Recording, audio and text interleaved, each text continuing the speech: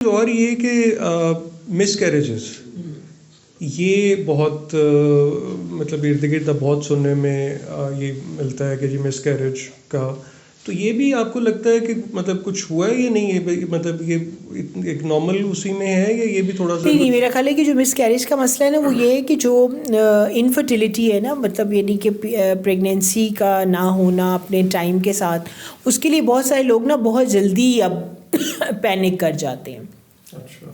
और बहुत जल्दी ट्रीटमेंट्स की तरफ चले जाते हैं। जो एक ऑथेंटिक है वो तो ये है कि 1 ईयर तक आप बिल्कुल ना करें, कोई भी इन्वेस्टिगेशन ना करें।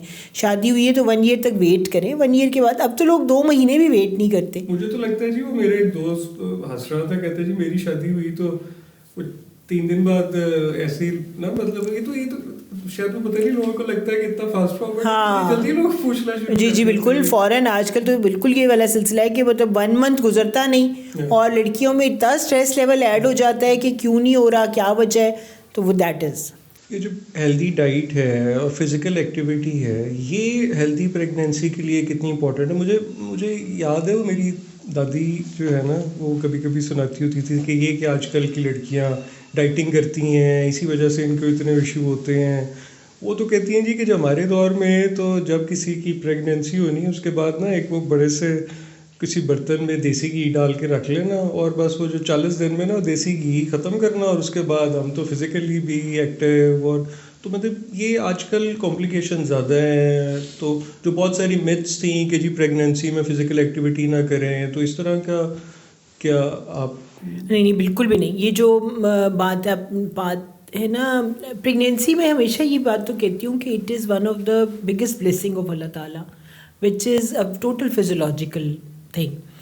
और उसमें कुछ सिम्टम साइंस होते हैं, जैसे कि नौजिया हो रहा है आपको, थोड़ी प्रेगनेंसी के शुरू में नींद बहुत आती है, उसके अलावा फूड एवर्जन्स बहुत सारी होती हैं, दिल नहीं चाहता कई काम करने को, लेथार्जी थोड़ी फील होती है। But that is for the first 3 months. उसके बाद जनरली सारा चीज़ें अल्लाह की तरफ से रिवर्ट हो जाती हैं। तो अगर ऐसा हो रहा है तो ज़ाहिर है आप रेस्ट करें ज़रूर। मतलब कोई ज़रूरी नहीं है कि आपसे उठा भी नहीं जा रहा, चल थकावट भी बहुत है, तबीयत भी ठीक नहीं है, लेकिन आपने बहुत एक्टिविटी करनी है।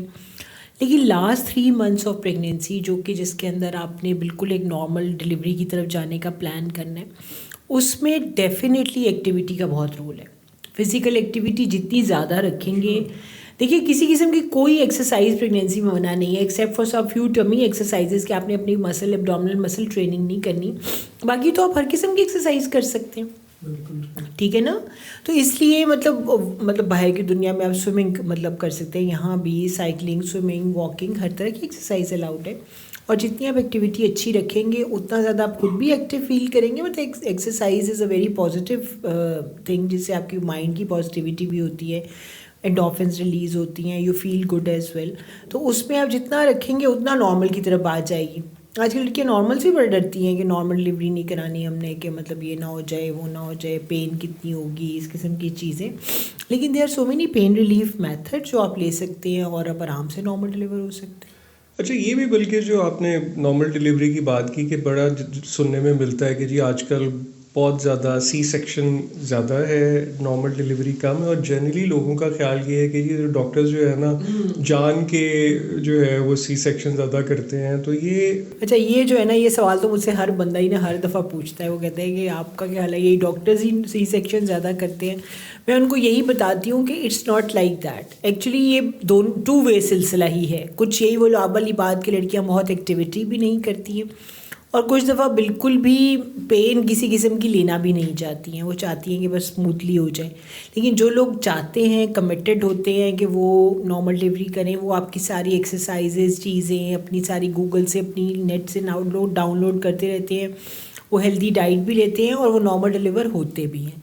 दुनिया भर में नॉर्मल डिलीवरी किसी भी अगर देखा जाए तो 80% नॉर्मल डिलीवरी होना चाहिए। 20% सेक्शन हमेशा होता है कि हार्ट बीट ख़राब हो जाए बेबी की, या पूरी पेन्स के बावजूद बेबी हेड डिसेंड ना हो, या किसी किस्म की कोई कॉम्प्लिकेशन हो जाए, उसमें सिजेरियन होता है, अदरवाइज़ नहीं।